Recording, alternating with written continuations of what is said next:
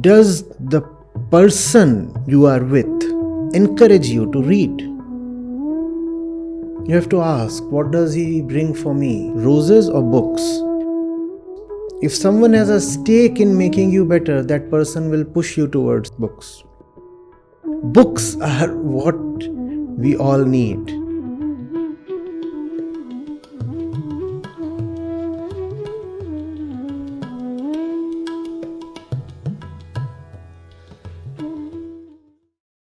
Pranam Acharya ji. Ji. Sir, I have question. As we are getting advanced in material progress and technology, still at the same time we see there are rapid increase in suicide cases, depression, mental health issues, climate change. And I think this is due to our action coming from our natural tendencies such as greed, consumption, fear. So, sir, my question is how can we minimize this tendency in order to create a better living for ourselves? No, you don't have to criticize or minimize these tendencies per se. You have to understand these tendencies. Fear says something will be taken away from you. Huh? What is fear fearful of? Greed says, come on, go get that thing. What is it that greed actually desires? Because if fear were only with respect to one object, then fear would have been eliminated with the elimination of that particular object, but that never happens, right? Let's say you are afraid of the cat, and somebody shoos away the cat. The cat is no more there. The cat has gone. Has the fear gone? The fear is still there. After the cat, you'll be afraid of the monkey, then of something else, then. Fear continues. Let's say greed were with respect to only one object. You get that object. Has greed disappeared? No. The greed is still there. So what greed wanted has not been obtained with that object. Greed definitely wants something else. Fear definitely is apprehensive of something else. Does consumption ever satiate you fully? You want more. What does that tell you? There is something else that you want.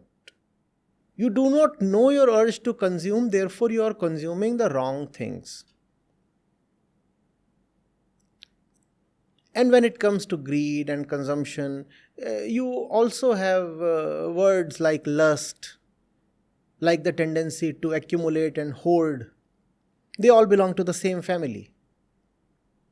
Irrespective of what you consume and how much you consume, and how much you want to secure by your consumption, by hoarding or storing or securing the object of consumption, still there lingers a fear. I'll never be able to consume fully.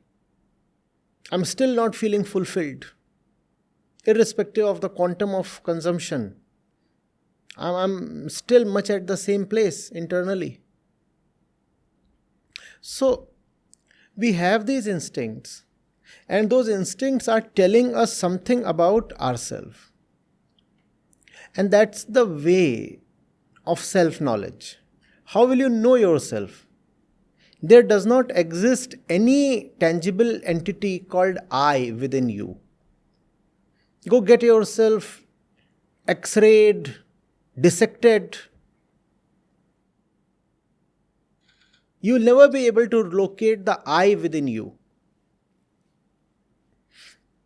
It's not there in the heart, it's not there in the brain. Where will you find that I? And that I is all important. It exists in every bit of your existence. You cannot have a thought sense I. You cannot utter a sentence without I. Even if you do manage to construct a sentence that does not contain I, you will find you are still related to that sentence. So the I has indirectly come in. That I is ubiquitous, yet it is nowhere to be seen within you. How will you know the I? I can be known only in these tendencies. What is it that you are afraid of? What is it that you want? What is it that you have been avoiding? Why does envy arise so much with respect to that person? What is it in that person that I covet so much that I am forced to become envious? Are you getting it? So, life is the name of these tendencies. If the I, that invisible I, is not there, there is no life either. But life becomes beautiful when you know who you are. And life remains a blind rush, a series of staggering stumbles, if you do not know who you are.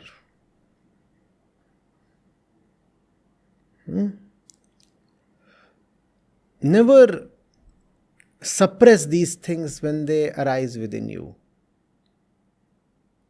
It's not without reason that you feel attracted towards any single thing in the world. There is a reason. However, that thing is not the reason. That thing is just an indicator of a deeper thing within yourself. That's where we all miss the point.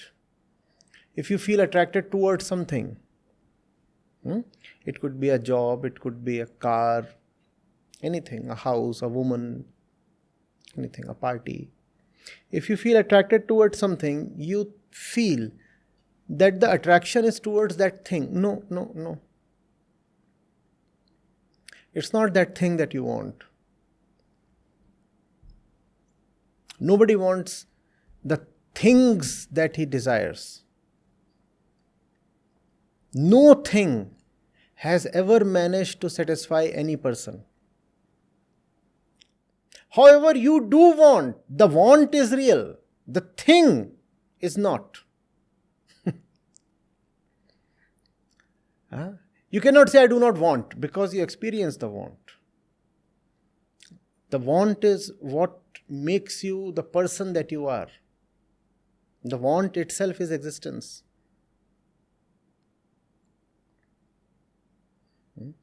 But it's not that thing. You must be thankful to the thing, for it can be the means to open your own interiors to you. If you can understand why you are attracted to that thing, you will know something about yourself. So fine, thank you. Looking at you, I realized a thing or two about myself. But it would be a mistake. Sometimes a life-defining mistake to assume that the thing holds importance. Your central urge is different. Figure out that urge. It's a delicate thing we are saying here. One, you cannot know your own urges in absence of the urges. If you want to understand greed, first of all, greed must be there. You are the greed. When you know greed, you know yourself. And whenever there will be greed, greed will be with respect to an object. So, greed is something you need to understand because you are the greed. The object of greed is not all that important. Please understand, objects have varied across cultures, across human beings, depending on the stage of life. Objects of greed, they vary, right? You were so very drawn towards an ordinary piece of chocolate when you were 5. No, you are drawn towards something else. A monthly 5-figure dollar salary maybe. Right? So the object of greed has kept changing, which simply means that there is no need to pay great attention to the object of desire. The object of desire has kept changing. Desire has not changed. Use the object of desire to penetrate desire itself. See what do you want. You do not want that object.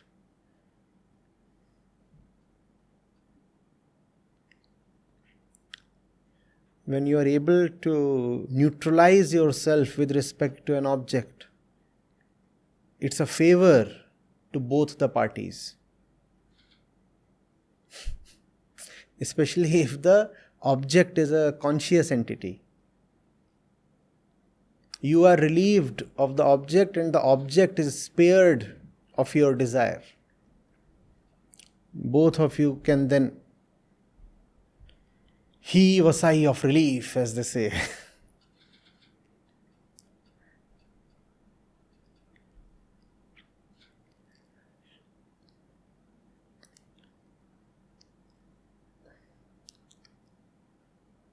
Climate change, overpopulation, biodiversity loss, depletion of resources. What is it? When you do not understand yourself, you do not know what you want, then you simply indiscriminately, violently consume all that you can. Classically, the entire universe is called as Prakriti. Everything, including man-made objects, everything is called Prakriti. Man too is a part of Prakriti. When you do not understand yourself, that is, when you do not understand Prakriti, you simply destroy Prakriti. There can be no love without understanding, right? That which you do not understand, you will never be able to love. However, you can be desirous, even without understanding. Today, if you see glaciers melting and the coral reefs being destroyed and the AQI levels are beyond tolerance, the reason is very simple. We have no self-knowledge, so we do not know this universe we are living in. I'm not talking of science, I'm talking of the relationship that we have with the universe. We do not know what is the right relationship to have with the world around us. So all we do is consumption and destruction. We have simply destroyed everything. There can be therefore no scientific or technological solution to this problem. The solution is self-awareness. Otherwise, technology will be used simply to consume. And you cannot halt the march of technology. Man is gifted with intellect, and technology will keep improving. It must. Technology is a neutral thing. There is no harm in technology per se. Technology must improve in all ways possible. The problem is in the application of technology. Because you do not know yourself, so you will use all kinds of technologies just to fulfill your blind instincts. And those instincts can never be fulfilled. So the solution to all these problems has to be spiritual. When I say spiritual, I just mean self-knowledge. No mumbo jumbo. Unless our education very wholeheartedly embraces knowledge of the self and life, there is no hope for man, for our various species, and for this planet. And let's keep aside all that nonsense of man migrating to other planets and colonizing them and starting new life altogether. All that is childish fantasy. Not that that is not possible, but that's not the solution.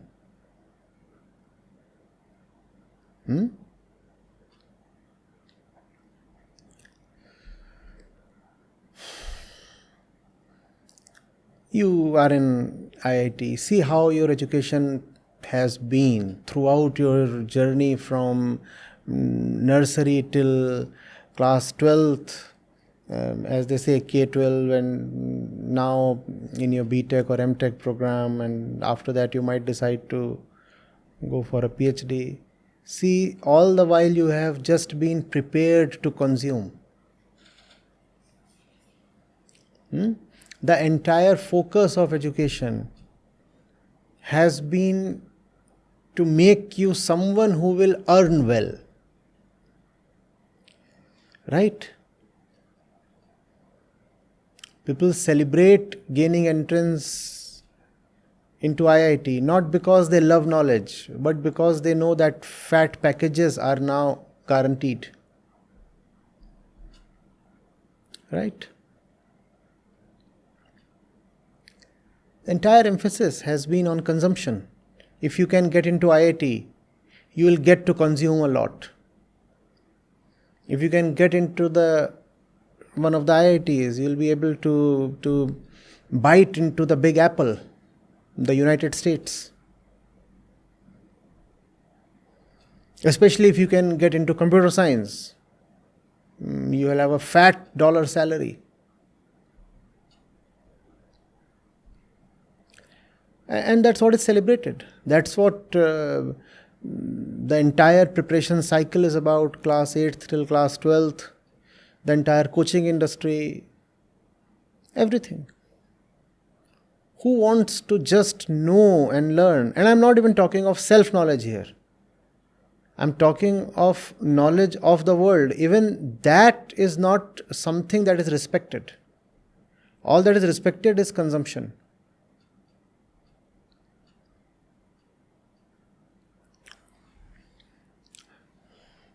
Think of Indians, and it's an interesting thing. How many people know of the IISc? And how many people know of the IITs? And when it comes to their glamour quotient, the IITs far exceed IISc in the popular imagination, in the common mind. Why? Because that science is technology. And science is pure knowledge. And technology is to be used to ingratiate your desires.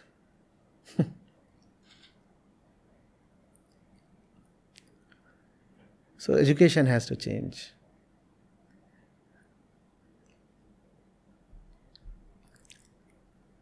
We have been very badly educated. In the inner sense, we are all illiterates. It doesn't matter whether you are at an IIT or an MIT or Harvard, doesn't matter. We are fundamentally uneducated people.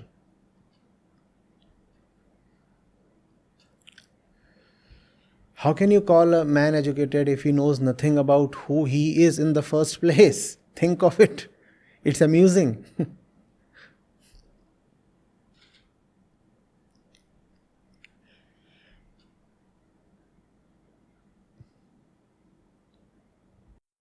So, sir, why are we not teaching self-knowledge in school? I mean, if this is what we all need in first place, what keeps us away from this?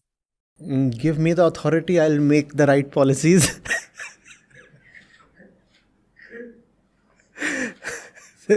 How can you answer that question? There are the policy setters, and they have been deciding the policies and the curricula, and they have not been probably very wise or insightful people. Or they have simply been responding to the demands of the society. The society says, we want first of all bread and butter, and after that we want goods of daily use, and after that we want goods of luxury, and that's what we want.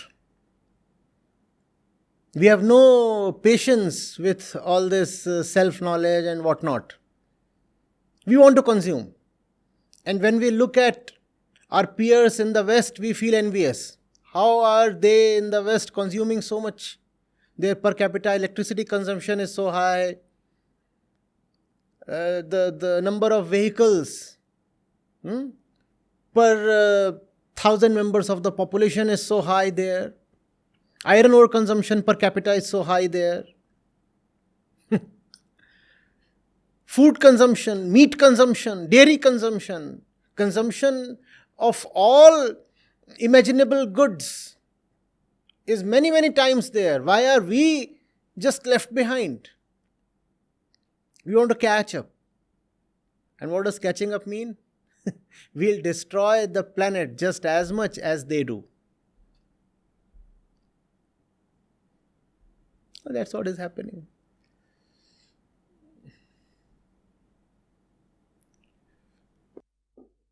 So, sir, as an individual, what are the steps can we take?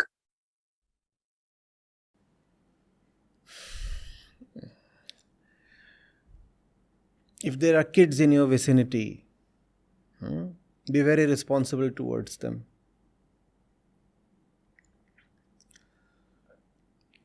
First of all, you must know what is it that a human being needs to fundamentally learn. You have to learn it for yourself first. And then you have to take that knowledge to others.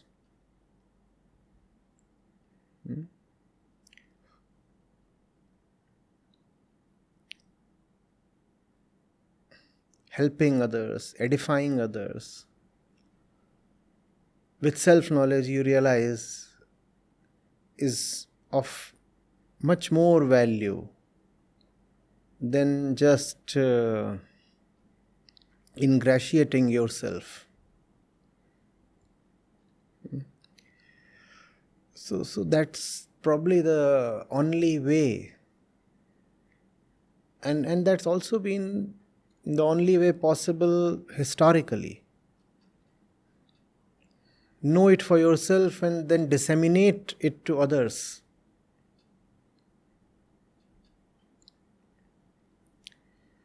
What else is possible?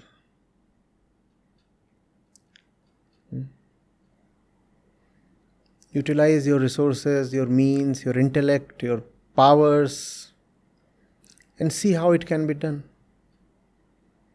And that would mean walking an authentic road. There is no road actually. It's a jungle, so you'll have to make your own road.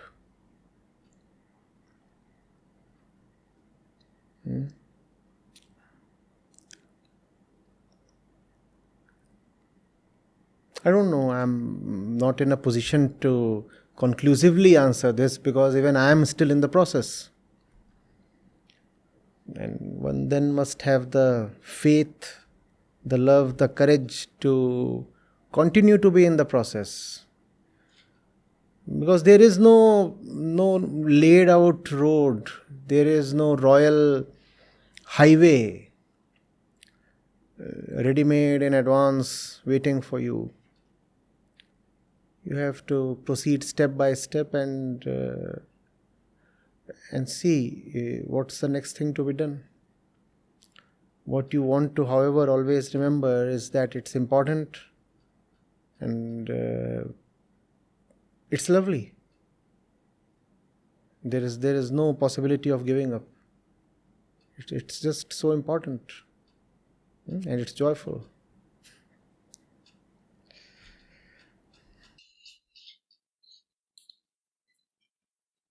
Thank you, sir.